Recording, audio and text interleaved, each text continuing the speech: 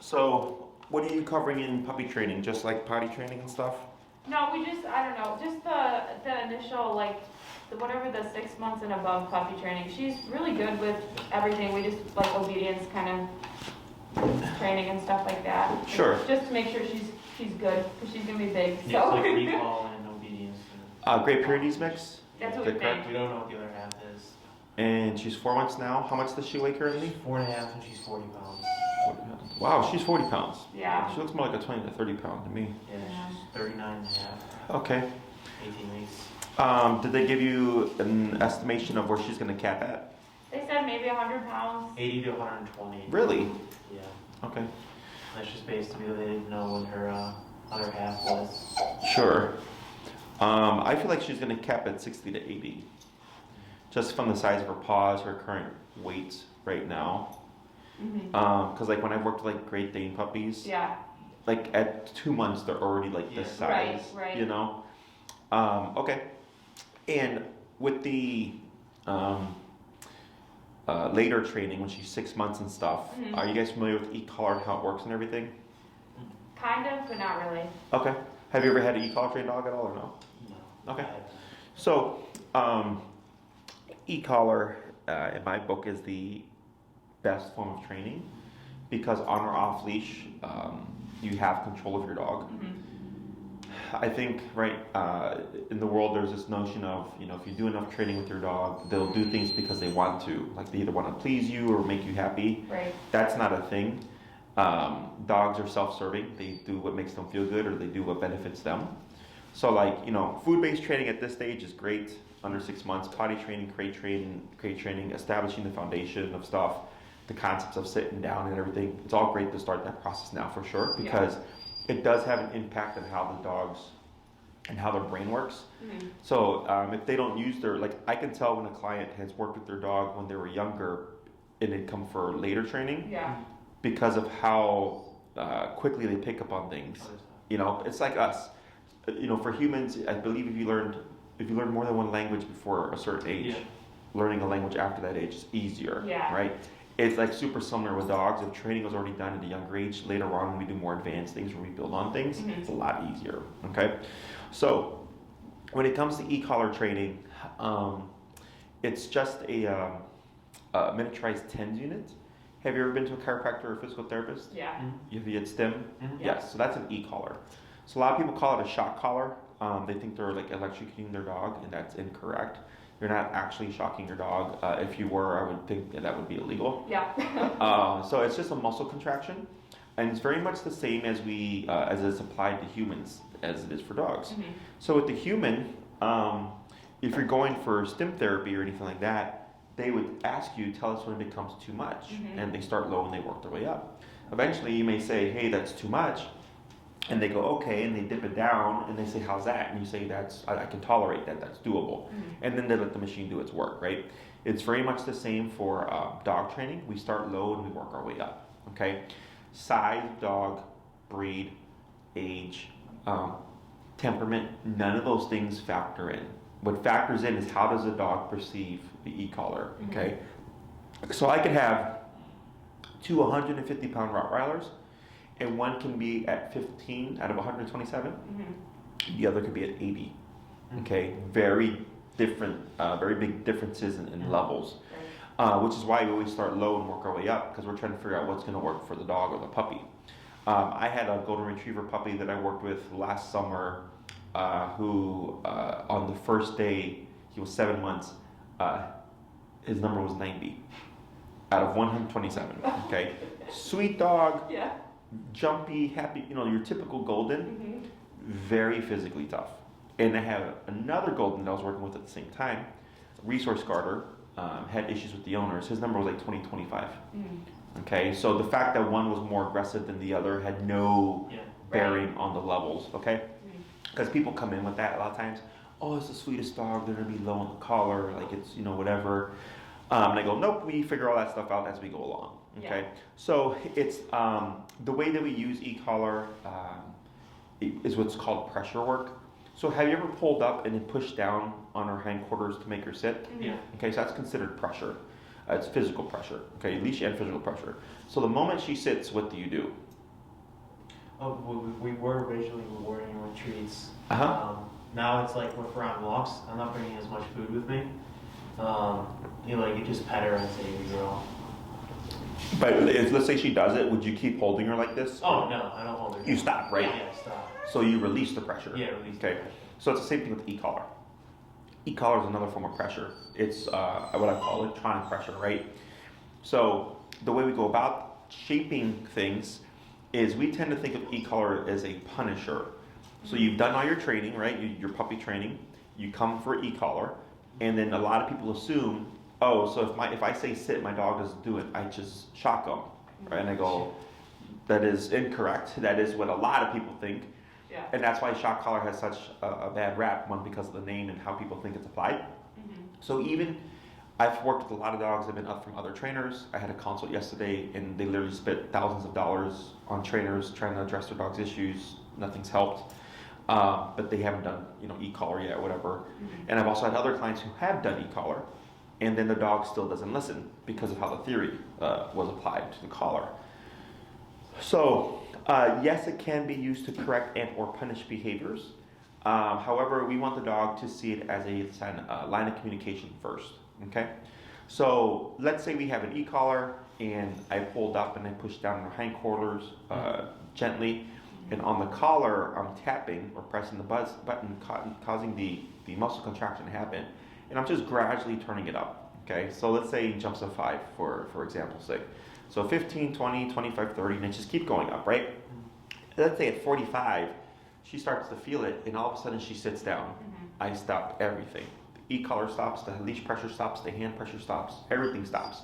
And then she gets up. And then I repeat the process, and she sits down like that. And I keep repeating that process. Eventually she learns, oh, every time I stand up, this thing goes off. I don't like it, but if I keep my butt down, nothing happens, okay?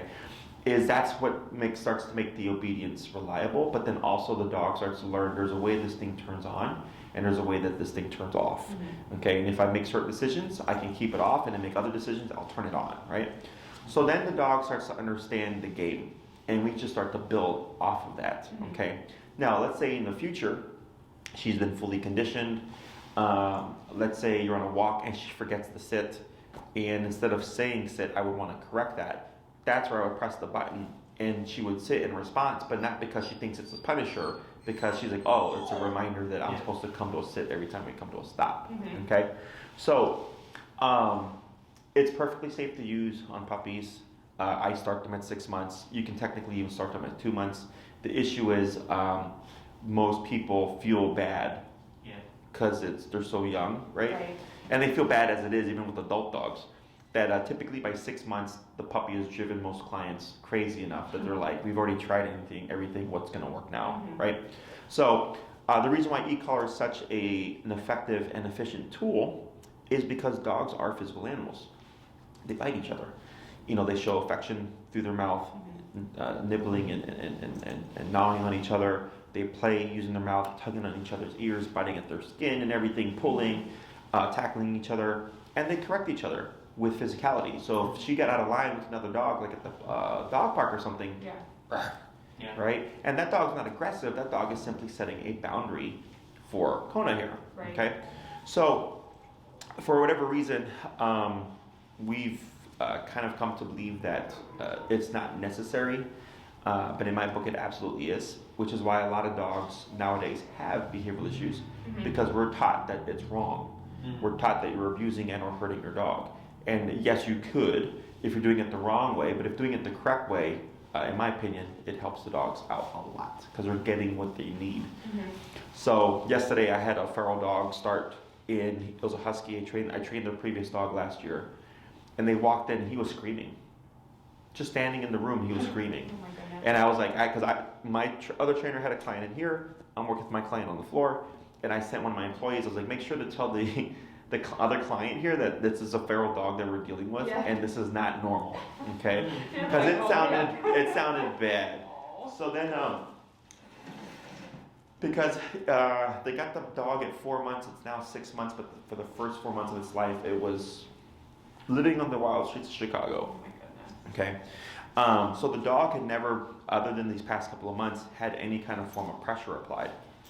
So when we started working with the dog and brought him in here, it was completely overwhelming. And literally for like 5 minutes, it was just constant shrieking. And the owner was just literally doing this, just standing there with the dog. Yeah. And then once we started the training, by the end of the class, the dog was calm and passive, okay? Because we were giving him what he needed, but it had just been so long that he had it that he kind of got detached from it, okay? So pressure also calms dogs down. So you see how she keeps pacing around, okay? Most people would think that this is typical puppy behavior. That's actually overstimulation, okay? Now, energy-wise, she looks as if she's in a passive state, the way she's holding her ears, right? But her brain is still going. She wants to move around, okay?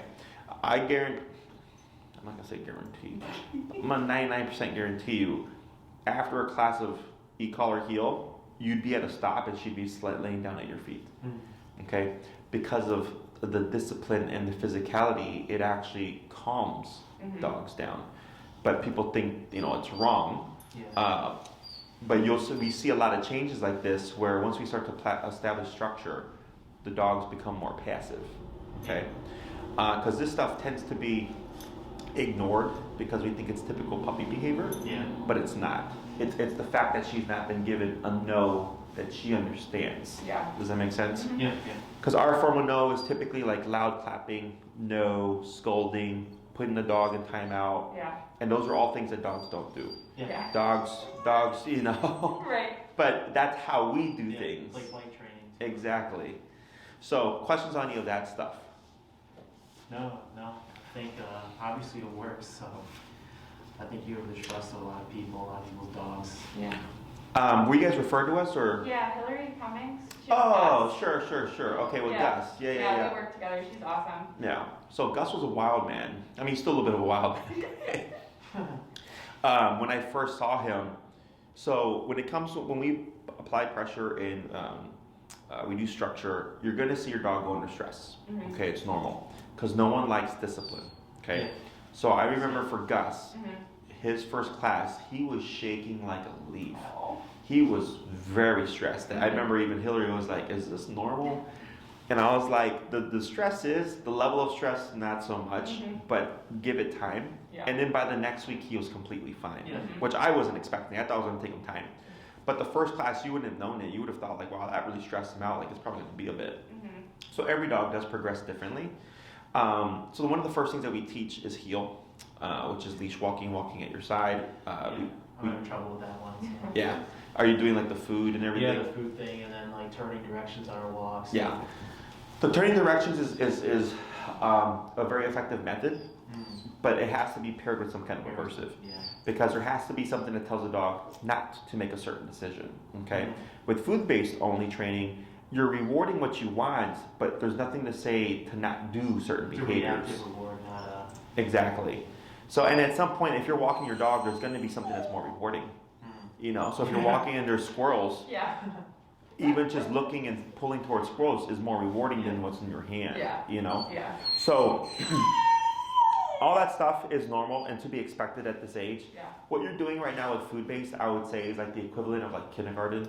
It's just the baseline stuff. And then once we hit 6 months, you can go to like a college level type of level training, okay? So the first thing we always teach is heel.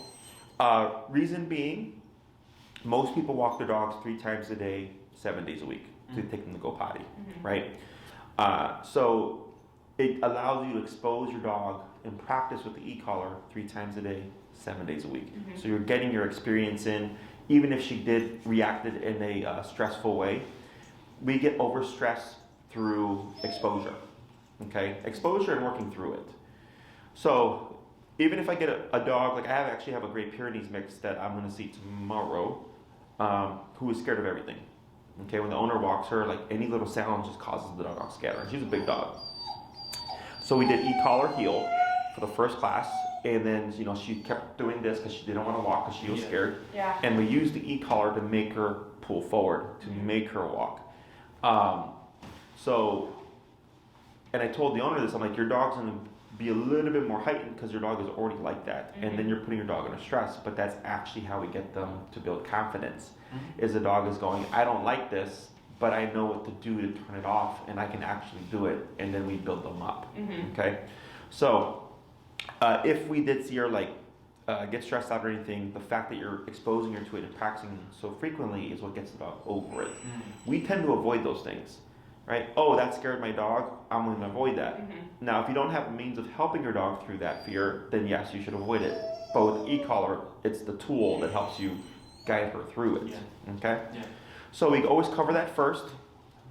The way that we teach now, it's all verbal instruction. I don't need to touch the dog. I just coach you through everything. Okay? And yeah, that's how Hillary and I forget her husband's name, how they did it. Okay? So what's nice about that is that nothing is tied to me, because I developed this method in response to COVID, because nobody wanted me to touch their dogs. Right? So I was like, all right. So I devised this method I was like, I can train dogs even without touching the dog or whatever, and coach the owner through everything, and still get the level of obedience. And it proved to be a very big hit with people, because everybody's like, I want to do it myself because I need to learn. And I'm like, well, I've already done this for 10 years, so I don't need to learn it anymore. Yes, right. So I coach you through everything. I'm present with you. I've broken it down so it's very simple to understand. It doesn't require you to become a dog trainer to train your dog. You have to learn certain skills, but they're very simple, but you will get reliable results as long as you do your homework. Okay, so we always start with heel. That's typically 2 classes. By the 3rd class, everything's going well, we usually jump into recall, which is come when called. Okay, heel tends to be the fastest thing the dogs learn. Recall is the slowest. Okay, because heel, 3 times a day, 7 days a week, you're walking your dog. Recall, you got to go to the park, you got to have your long leash, you got to hope the weather is nice, hope that there's distractions to call your dog away from. There's a lot of variables that come into play that you may not be able to practice as many times. Okay, so that usually takes a few months. So I like to get that in as soon as possible so you can start that process. So if anything comes up question-wise during the training, I'm there to help you, of course. Everything else is kind of like on an as-need basis. Okay, so I have 3, 6, 9, and 12-week programs. Depending on what your life in the future will look like with your dog, kind of depends on which program is going to be best suited for you. Okay, so how do you envision your life with Kona to be when she's an adult? Like, what would you do? Well, it's just, so I just want her to basically be able to take her to the park almost. I've been taking her there. It's just like she's only when she's surrounded by a bunch of dogs, I'll let her off the leash, and then basically she's like, the other dogs will tell her not to. She'll stay within like the boundaries of the park only that way, on the fence park. But like, I would hope that like I can leave her off leash around the other dogs, and everybody will come back to me. And then like off leash, like be able to run with me, go on runs with me. That's something. So like. I don't know if that's specifically to recall, but like being able to like stay within boundaries of like being off leash as well. Okay. And then she just goes on walks twice a day, so like there's nothing crazy. We haven't noticed any behavioral correctional things so far. Good. She has like a pretty good temperament right now at least, so we're like super happy with that, but I just want to make sure we get her in check right away, because my family has had dogs in the past where it's like they'll do like a training like was their puppy, and then that's it, and then they're just batshit crazy, like wild, anxious, the whole thing. So I'm like want to like nurture kind of how she is right now, and then and it's also that like she's getting already pretty big for being a puppy, and it's like she doesn't know how big she is with playing with like older people. Sure. So like she does a lot of jumping when she meets people. She doesn't really get that excited when she meets people, but like if they're showing excitement, she'll leave you alone if you come over and you're not excited and you just let her be. Oh, sure.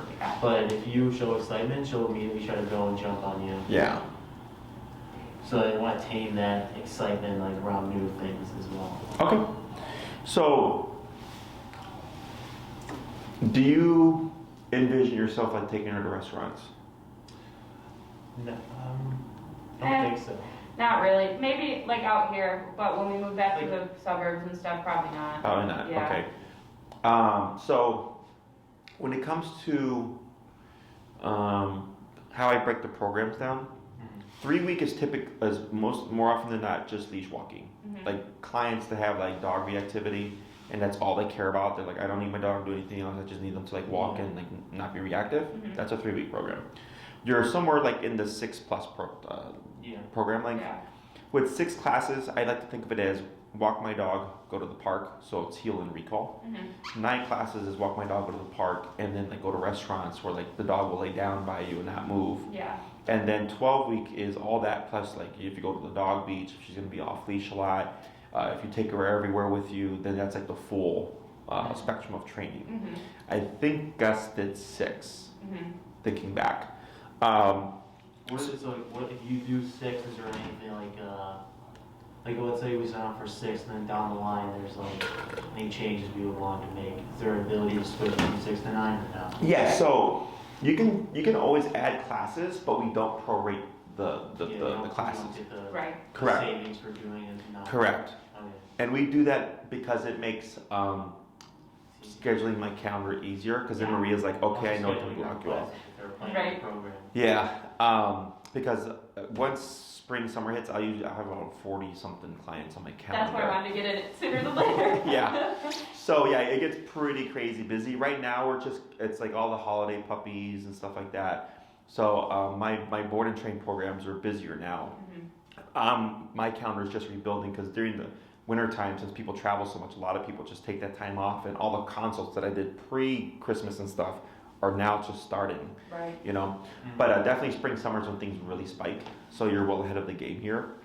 So if you did 6 and then I think 6 is like 1,000 if we meet at the park, and if you added 3, you would pay 600. But if you committed to it up front, I think it's like 1,375 or something like that, and it's on the website. Yeah. Yeah. So yeah, you can absolutely do that. You just want to get the savings. If you commit to a number up front, then obviously you save because you're saying I want at least 9 classes. And the way I schedule the program is also different as well.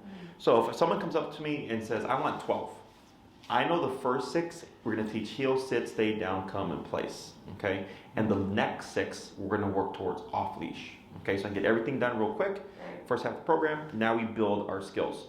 If someone comes to me with 6, I'm thinking heel into recall and then touch on things as we need to. Right. And then they're like, oh, I want to do another 6. And I was like, oh crap, and now it's going to throw the program off, right? Right. So it's more efficient to do it kind of straightforward, but it's fine, we can figure it out. So if I go by what I'm hearing from you, leash walking is not a problem, it's 2 classes. Recall is typically a class as well. Your question of being able to walk with her off leash and her kind of be within the vicinity is covered within that, okay?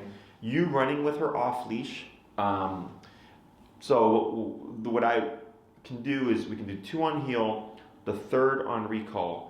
You want off leash heel. So if everything's going well, by the 4th class, I would actually already be showing you how to build an off leash heel.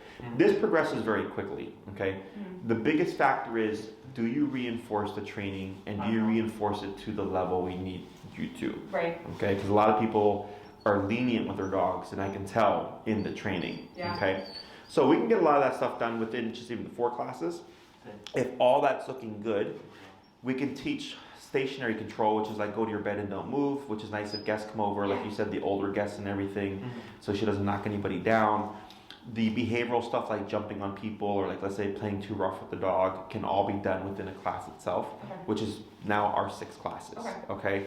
So, and that's me kind of bare bonesing it. That's me going, Your standard dog. yeah, you know, typically the psychological changes that a puppy has are at 6 months, a year, and then 2 years.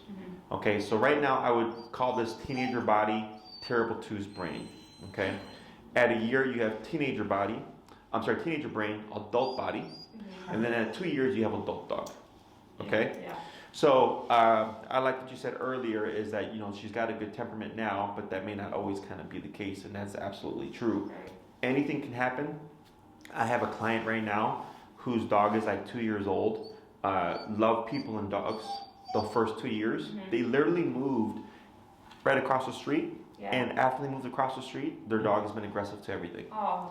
like the randomest thing, right? And I was like, that's the first. No, actually, it's not the first. It's the second time I've had come across that. And I was like, it's super rare, obviously. I was like, but unfortunately, there's no way you would have known. Right. Because they felt bad. They're like, literally all we did was move. And Yeah. this dog was like the easiest dog before. And Yeah. I was like, yeah, I'm like, like stuff like that can happen. Yeah. So, but with you doing this process, you're ahead of the game. Because you already have discipline instilled in the dog, and it's much easier to recover if something happens. Right. Okay? So, if you decided to do like a 9-class range just to like have a little bit more wiggle room, we can just advance level of training even more. We could cover more things. I don't think you need a full 12 because typically people who want the full 12 know. Yeah. Like they're like, I do everything with my dog, Yeah. And it kind of sounds like for you guys, if you take her to the park, she'd run around and play, you'd walk her, and then that's like about it, right? Yeah. Yeah. We're not sure. Like the only other thing we go to a lot of national parks, but like still, that's like, is it a difference like off leash training in different environments? Like, is that like if you were to bring her on vacation somewhere and be like in a national park with a lot of dogs, like would that be something that would be a lot more significant than like off leash training on a park on the street? Right. So your training is only as good as the environments you practice in. Yeah. Okay. So like let's say you guys always practice at Oz Park. Yeah. She's going to be amazing at Oz Park.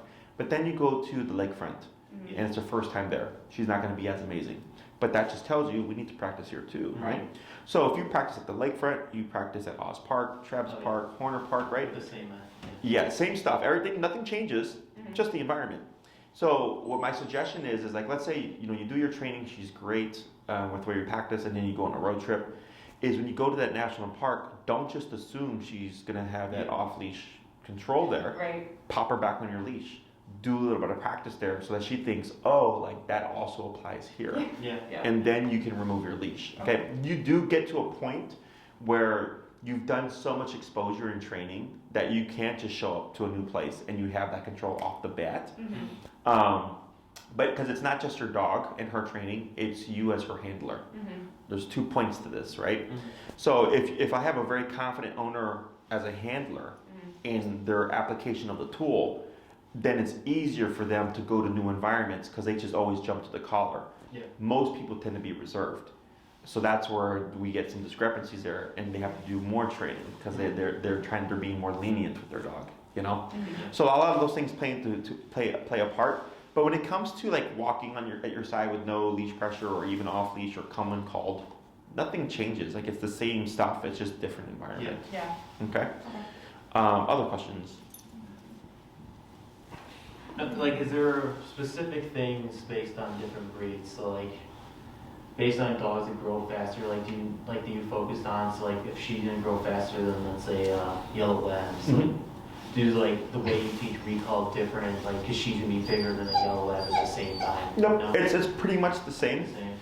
The only time stuff like that changes, like for instance that feral dog yesterday, they had their e-collar, they already purchased it, they were ready to go, and we didn't do e-collar.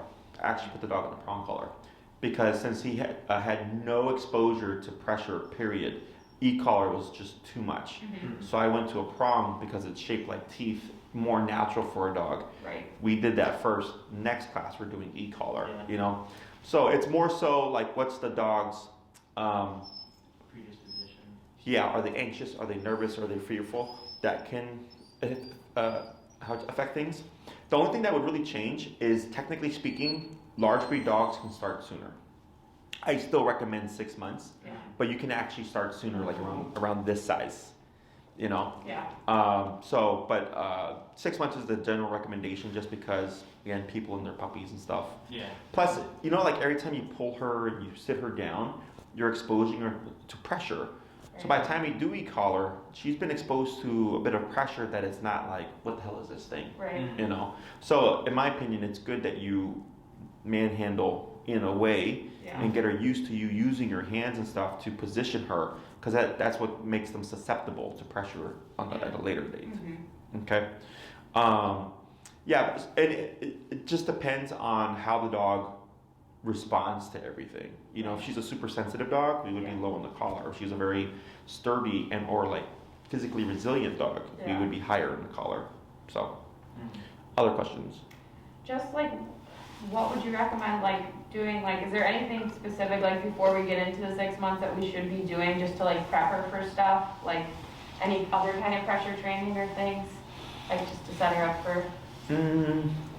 I think whatever it is, because you said you're currently in a puppy program, right? No, we're not. Oh, you're We're not? just doing home stuff. Okay, Yeah. just keep with the home stuff. Okay. Go on YouTube. How do I teach my dog to sit with food? Yeah. That's it. what I do You're all not the going to time. screw your dog up. Yeah. Yeah, Okay. it's like the only, like the whole, there's like 1,000 different ways they say to like teach the bite training, like how to control their jaw. She doesn't bite at all. Oh, like bite inhibition? Yeah. But like what I've been doing, I've been taking her to the dog park a ton, and like I've already noticed, like instead of like biting down on things now, you can see that she's like biting and release, like really soft. Like she's trying to do it to us now, where she's like, Yeah. so like she is puppy for like my brother and her, like they have puppy friends, but like they don't know how to teach each other right as much. But yeah, I've just been taking her to the dog park, and it seems like that's working as far as like her trying to figure out how to actually use her Her mouth. Yeah.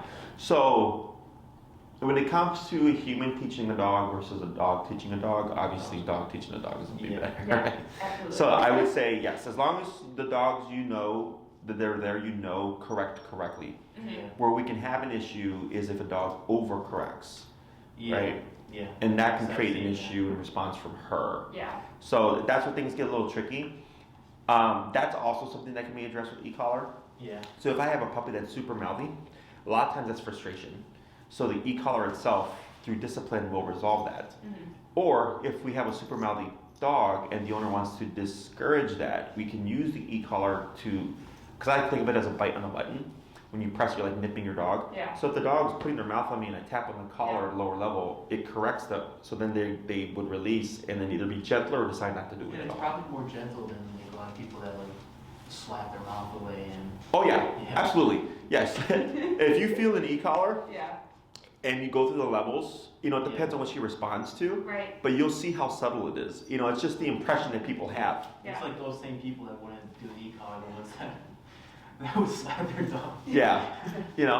And I get it. Like dogs are physical animals. Like I get clients here, and they're like, I smacked the newspaper with my arm. And I'm like, it's okay. Like you don't have to whisper. Like dogs are physical animals. Like this is a dog bite. Right. Okay, so it's 10 stitches here. Oh. This is a dog that didn't want to go in the kennel. That's all it was. Okay? Yeah. He's a friendly dog. He's a big dope. He's a Great Dane. He came for his first day of board and train 2 years ago. He had never been in the kennel. He destroyed his owner's home. He chewed up everything. So he had no lick of training. So, and I was only trying to see if he'd fit in the kennel because I didn't have a big dog yet. And I got bit for it, okay? Because he got freaked out. Yeah. So I didn't take it personally, and they were like, the owners were super worried because they thought like, oh, our dog's aggressive. I said, your dog's not aggressive. Your dog just never was under a lot of stress, right? So I go, let me heal up. I'll take get a kennel for your dog so you can start that process. And we took him back, we trained him, and he comes, 2 years later for daycare and boarding, okay? Yeah. But he's a physical animal. And when I tell people that, they're always like, really, a Great Dane? I'm like, any dog with teeth is capable of biting. It's whether or not they're put in a situation that they feel they need to, Right. okay? So if a dog jumps on someone and they bop them with like a newspaper, I go, you're fine. Like, it's just, it's the intention. If your intention is to hurt your dog, that's another thing. If the intention is, hey dog, don't jump on me, that's also another thing. Yeah. Okay? So, and even with e-collar, like it's a very effective tool, but it can also be misused. A baseball bat is meant to play baseball, but it can also be misused. Right. Right? So it's all about just intention. Okay? Mm-hmm. And we're not going to change your personality. Like you're still going to have your same dog. Yeah. It's just if you give her a command, she's now at task. Mm-hmm. So people want, like it's like I want my dog to be happy when they're doing everything, and I'm like, that's She's already like so yeah, it's like we'll let her, she'll just go in the other room and lay down by herself the whole time. She's already so, I'm not worried about her personality. She's already like so reserved and barely shows any emotion. She's very vocal, obviously. She just groans like that. Yeah. Yeah. Huh. She's like I said, my parents' dog, like we had a couple dogs growing up and they trained the first ones really well and then got complacent with our other ones, like the one we have right now. Yeah. And I was like, oh, we're in for it with this dog. It's gonna be tough to train. And she just has like a very good temper. She's great in the crate. She'll put herself in the crate. So I'm like super happy with that. So I'm, Yeah, it's just the physical stuff now. yeah, because she's getting bigger, so she's pulling. Yeah, like I don't really go by breed stereotypes, but there That's what I are was certain saying, yeah. things where I'm like, you know, like Great Pyrenees are pretty chill. You know, Great Danes are, yes, they're gentle giants, but there's also like the few that are not. Yeah. So I agree. I think she's got a good temperament. Yeah. Nothing out the ordinary, your typical puppy stuff. Right. So I don't foresee anything, and if something pops up, I can help you through that as well. Okay. Yeah. In terms of like collars she would need, she'd need the big boy collar, which is the Dr. Black edition, and Maria will send you the information on all that stuff. Yeah. It's meant for 70-pound dogs and over, so regardless of what size she grows to, even if she doesn't hit 70, it's safe to use. I can put on my 8-pound Chihuahua, nothing's gonna happen. Right. It just means you get more from less, okay? So it's the best collar there is, it's the highest power collar there is, and then it's adaptable to any size. Okay. It has a 1 mile range, it's a fully waterproof system, both the transmitter and the receiver, so you don't have to worry about if she's swimming with it, or if you're like floating around in the pool with a margarita and you got the remote around your hand, like you're fine, nothing's gonna happen. And they last a really long time. They do come with a 1-year warranty, so if anything happens, you can send it in for repair, and they'll repair it for you and send it back. Anything after a year, I believe you can still send it in. You just may have to pay like some kind of fee. But I've been using them for years. My collars I had for a good 10 years, and then I just recently replaced them. So you get a pretty good product for the price that it is. You'll see other collars that are like $80 or $100. They're cheap. You don't want them. They crap out, and also the quality of the stem is not there. Right. You want a professional grade collar, which will provide you with the information on that. Any other questions? I don't have any. Do you? No, I don't think so. So I would put you at minimum 6. Yeah. And if you just wanted to have some more wiggle room, and then, or just like, hey, we see what we get, and I keep advancing you. When I get clients that really just, how to say, take off running with the training, I don't cap them anywhere. Right. I take them as far as they can go. Right. So 6 at minimum, 9 is a nice middle ground, and if you want to get a little more wiggle room. Right. In regards to scheduling, of course, you already want to start ahead of time. And you said, was it May? March. Yeah. Okay. She's like 4.5 right now, so like mid-March. Okay. Yeah. So I believe it's still going to be a little chilly. Yeah. Now, we have a couple of choices here. I train them on my facility space now. It's a 13,000 square foot space. Yeah. So it's plenty of space for us to cover all the stuff we need to, so that we're not training in the bitter cold. If you'd like to train more outside than inside, you may want to push to like May-ish. Okay. Okay. It's not going to impact your training. I know you want to get in at 6 months. You're more than welcome to. But if you'd rather be outside for the training, we start moving over to Oz around that time. Okay. With spring, it's kind of with the rain. So if we plan to meet at Oz and it's raining, we just meet here and train. It's not going to impact your training in any way. The way we teach, even if it's here, we'll still register outside. Okay, because I give you a methodology on how to figure everything out outside. So it's very rare that we have an issue with the client transferring that out. Typically it's because it's a behavioral case. Okay, cases like this are pretty straightforward. Yeah. Okay, so if you want to start sooner, we'll most likely still be here. Okay.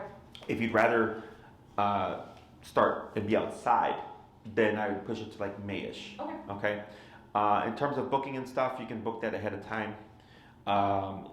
For reserving your spot, it is, I believe, half down. It's on the contract. Yeah. So we can secure your spot, and then the rest is due by the first class. Okay. And then you're in for your sessions.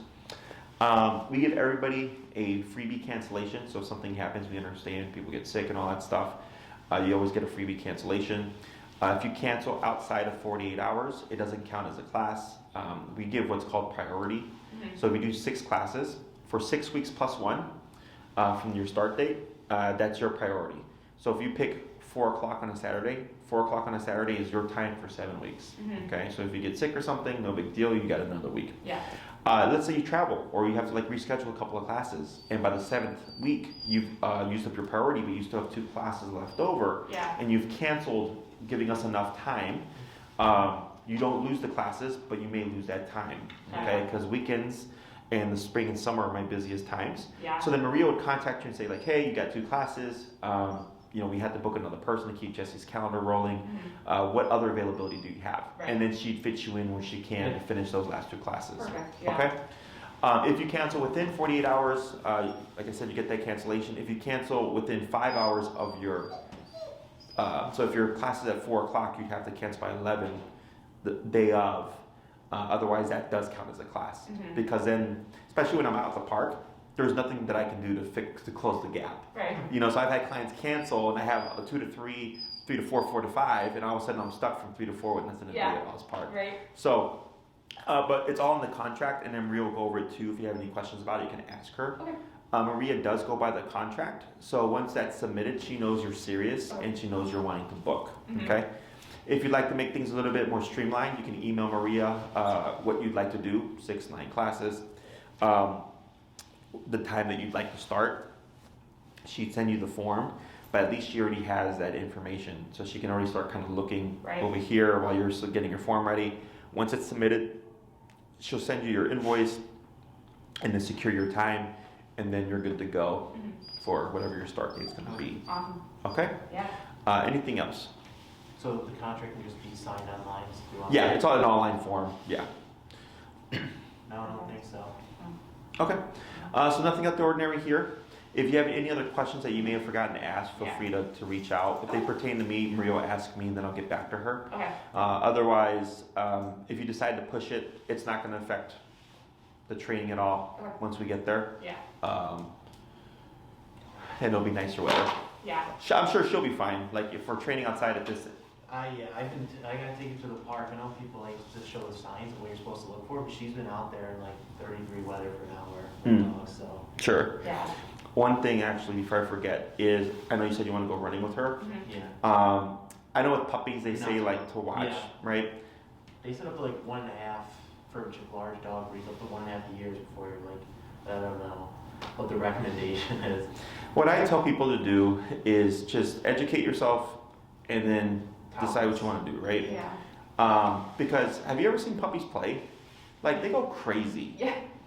So as long as it's not you're running her for like a 10-mile marathon or Right. whatever, But you would have to start building her stamina, Yeah. So it'd be like short little runs and stuff. Pyrenees aren't really known for being Yeah, no. runners, so that's another thing. Yeah, I know. So just be mindful of that. She may not have that She's still stamina. pretty slow. She's already slow. She's got the big dog, like, stupid, Yeah. goofy run. Yeah, I bet she does.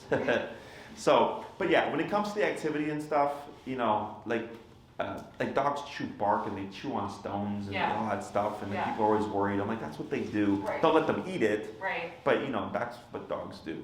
So, but yeah, you would have to start her off with a small amount of time and gradually build her Yeah. to that level, if that's something you'd really like to do. And then she may take to it or she may not. Yeah. So, Depending okay. on how lazy she is. Awesome. Well, it was a pleasure meeting you guys. Nice to meet you, too.